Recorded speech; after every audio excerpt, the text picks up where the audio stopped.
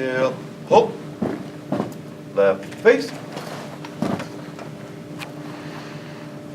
Let's Gala. You place your hand over your heart, repeat after me, pledge allegiance. I pledge allegiance to the flag of the United States of America and to the republic for which it stands, one nation, under God, indivisible, with liberty and justice for all.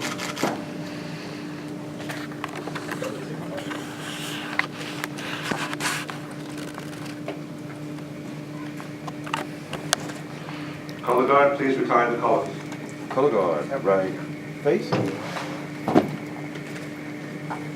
Forward. One.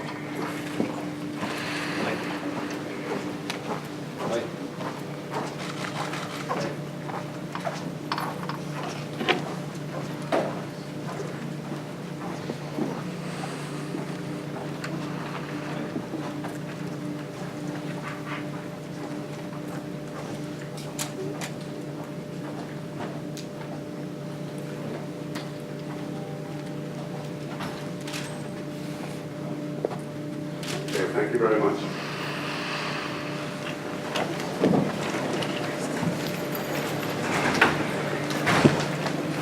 Usually at each of our legislative meetings, we start by honoring members of the Nassau County Police Department who have gone above and beyond in their duties in service to the community.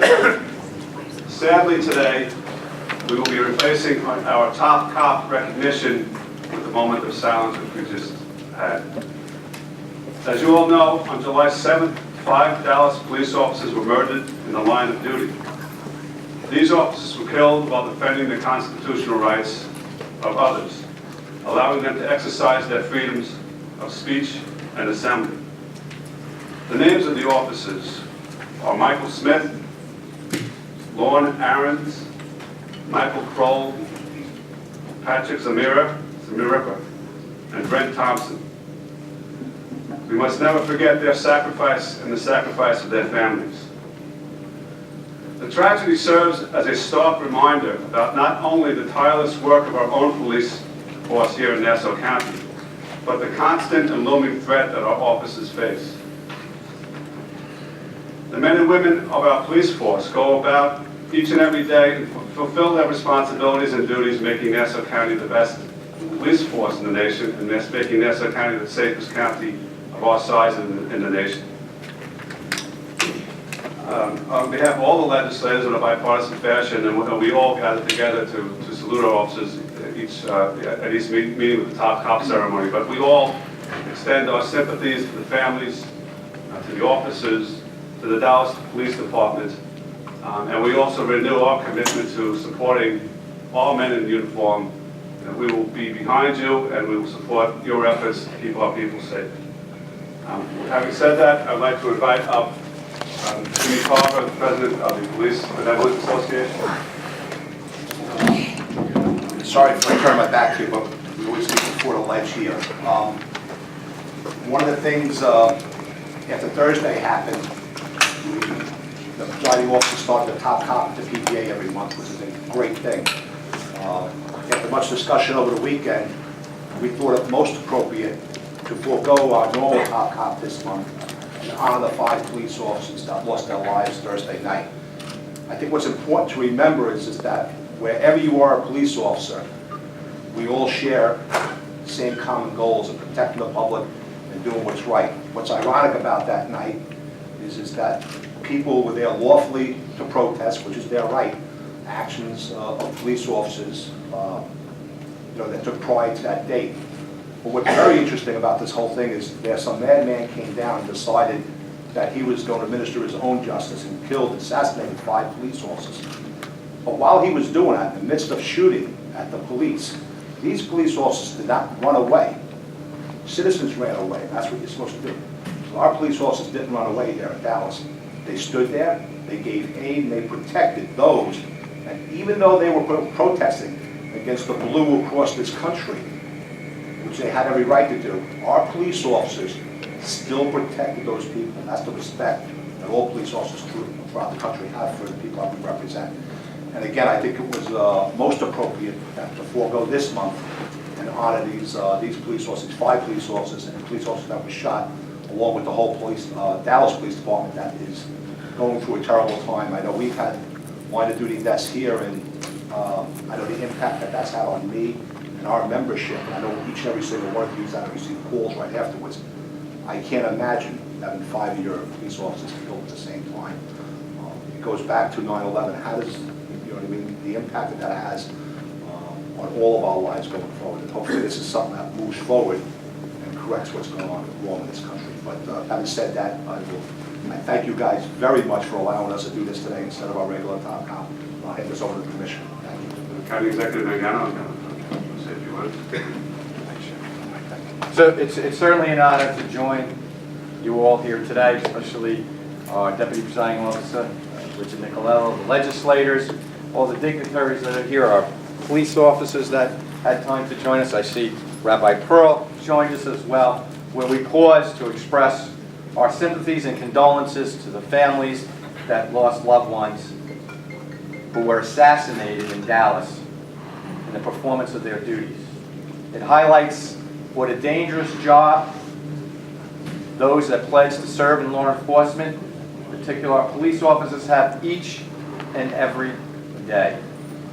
And in accordance to show, as a county, our support for law enforcement and our sympathies and condolences to the families, we've ordered the flags flown at half-mast, and James Carver, president of the PBA, has asked that we light up the dome of our governmental building here, blue, which we have as of last night, and we'll continue through to show our support, our sorrow, and our dedication to support law enforcement here and around the nation that preserve our quality of life at a great cost to them and their families. And that's why we're here today. And I thank you for allowing me to be part of this program to express, again, our condolences and our support for law enforcement.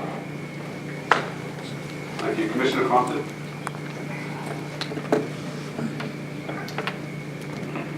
You know, it is truly fitting today to take a moment and remember the 5 police officers in Dallas who made the ultimate sacrifice, and the 7 that are individuals who were shot. You know, the police officers there in Dallas is done, what they were doing is what law enforcement does every single day in this country, here in Nassau County, several times over the weekend, protecting the rights of the residents of Dallas and their free speech. And while doing that, they were brutally assassinated. Legislator Ford, I think, said it, you know, and it really couldn't be any more true just earlier. Shook the very fabric of not only law enforcement, because we consider this one family, and you know, not only here in Nassau County, but we consider law enforcement a family throughout the country.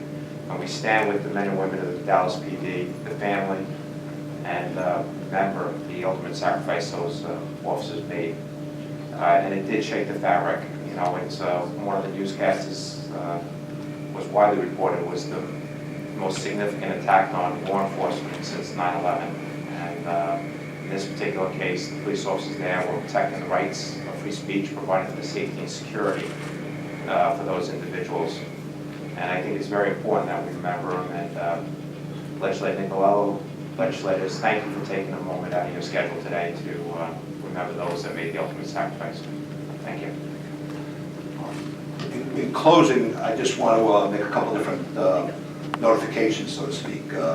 Art Flowers in Rockville Center over Friday called our office, and they are, for $10, you can purchase a blue ribbon, but the whole $10 is being donated directly towards the families that lost their loved ones in Dallas. Number 2, John Murray, that we all know from Mulcahy's. I was having a discussion with him over the weekend about what can we do, how can we help, and there will be a fundraiser next Monday night, the 18th, at 6 o'clock at night. You know, a fundraiser for the Dallas police officers and their families, and we will be putting stuff on our Facebook page. I think it was important, 6 o'clock this coming Monday, and it's good to see the community all get together, both sides. Got received a lot of phone calls, and I thank both sides for your continued support. I know each and every one of you support what we do every day. Thank you very much. Thank you. And Minority Leader Kawan Abraham. Thank you, Deputy Presiding Officer Nicolau. I do want to, before I share my comments, I do want to take the opportunity. We do have Assemblyman Chuck Levine who's here with us today Yes. as well. Chuck, please stand Good, Chuck. and be recognized as well. Come on, Chuck, come on. Oh, all right, well, nonetheless, but obviously our thoughts and prayers, our sympathies go to the families of that have lost loved ones in Dallas. It's mindful and it's a reminder of the world that we're in today. My little boy, who will be turning 5 in 2 weeks, we had the pleasure, to digress 1 second, had the pleasure to visit, go to a Met game and walk the field. And as we walked the field, we saw police officers on the field. And he has an aspiration of being a police officer, not because of that day, but because he believes that police officers stand up and protect the community and stand up for what's right.